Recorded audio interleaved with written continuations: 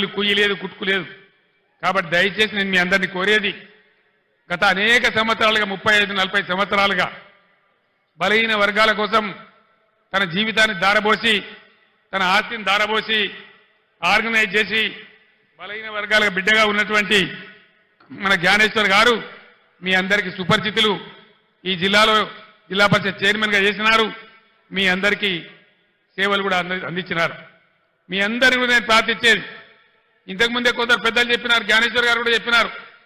నిన్న ఒక పెద్ద మనిషి మాట్లాడినాడు, మీకు బీసీలకు దమ్ముంటే బీసీలకు పౌరుషం ఉంటే కాసాని జ్ఞానేశ్వర్ని గెలిచించి చూపియండి అన్నాడు. ఇక్కడున్న బలహీన వర్గాల మేధావులకు విద్యార్థులకు ఉద్యోగులకు నేను మనవి చేస్తా ఉన్నా, ఇవాళ అవకాశం ఉంది, రాని కాడ అవకాశం రాలేదు, లేని కాడ లేదు. ఉన్న కాడ ఒక బీసీ అభ్యర్థి ఉన్నాడు కాబట్టి, సమర్థుడు సీనియర్ నాయకుడు ఉన్నాడు కాబట్టి, ప్రజాసేవ చేసే గుణమున్న వ్యక్తి ఉన్నాడు కాబట్టి ఖచ్చితంగా కాసాని జ్ఞానేశ్వర్ గారి గెలుపు బీసీల అభివృద్ధికి మలుపు అని చెప్పి నేను మనవి చేస్తా ఉన్నా. ఇలా బీసీల శక్తి ఏందో, బీసీల రాజకీయ చైతన్యం ఏందో కాసాని జ్ఞానేశ్వర్ గారిని గెలిపించడంతో మీరు రుజువు చేయాలని చెప్పి నేను కోరుతా ఉన్నా.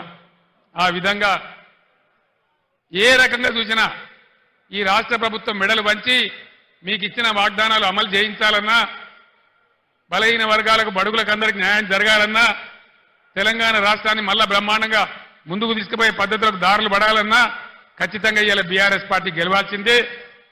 నేను ఈ రాష్ట్ర ప్రభుత్వాన్ని హెచ్చరిస్తా ఉన్నా, ధాన్యం వచ్చింది, రాష్ట్రంలో అక్కడక్కడ వర్షాలు పడతా ఉన్నాయి, మీరు తడిచిన ధాన్యం కూడా ఒక గింజ లేకుండా కొనాలి, రైతులకు న్యాయం చేయాలి.